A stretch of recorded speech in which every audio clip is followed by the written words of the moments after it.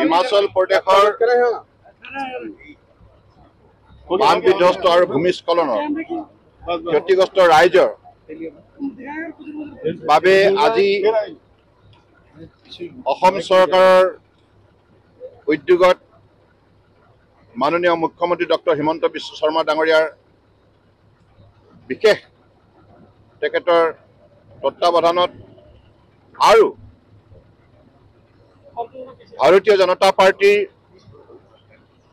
অসম প্ৰদেশৰ সভাপতি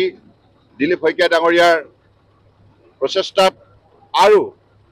সকলো অসমৰ ভাৰতীয় জনতা পাৰ্টিৰ প্ৰতিগৰাকী কাৰ্যকৰ্তাৰ আন্তৰিকতাৰে আমি সকলোৱে মিলিত প্ৰচেষ্টাৰে আজি আমি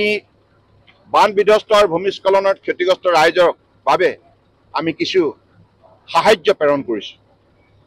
বিভিন্ন ধৰণৰ সামগ্ৰী আছে, যিবিলাক সামগ্ৰী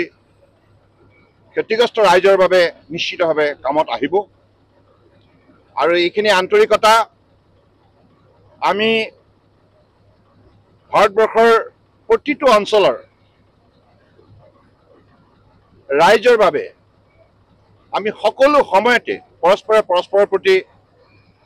আন্তৰিকতা আৰু মানৱীয় দায়িত্ব পালন কৰি আমি ভাৰতবৰ্ষৰ যিটো স্বকীয় বৈশিষ্ট্য এক ভাৰত শ্ৰেষ্ঠ ভাৰত এই নীতিৰে আমি সকলো সময়তে প্ৰস্তুত থাকিব লাগিব। কাৰণ আমি পূৰ্বতীয় অসমত যেতিয়া বানপানী গৰাখহনীয়াত আক্ৰান্ত হৈ হাজাৰ হাজাৰ মানুহ যেতিয়া ৰিলিফ কেম্পত থাকে, তেতিয়াও ভাৰতবৰ্ষৰ বিভিন্ন ৰাজ্যৰ পৰা এনেধৰণে ৰাজ্য চৰকাৰ আৰু ভাৰতীয় জনতা পাৰ্টিৰ কাৰ্যকৰ্তাসকলে আন্তৰিকতাৰে সহযোগিতা হাত আগবঢ়ায়। গতিকে আমি আশা ৰাখিছোঁ যে আগন্তুক দিনত আমি সকলোৱে মিলি এই মুহূৰ্তত হিমাচল প্ৰদেশৰ জনতাক আন্তৰিকতাৰে সহযোগিতা আগবঢ়োৱা উচিত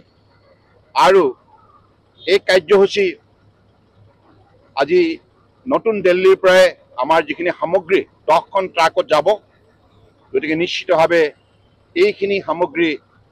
ক্ষতিগ্ৰস্ত ৰাইজৰ বাবে অত্যন্ত কামত আহিব।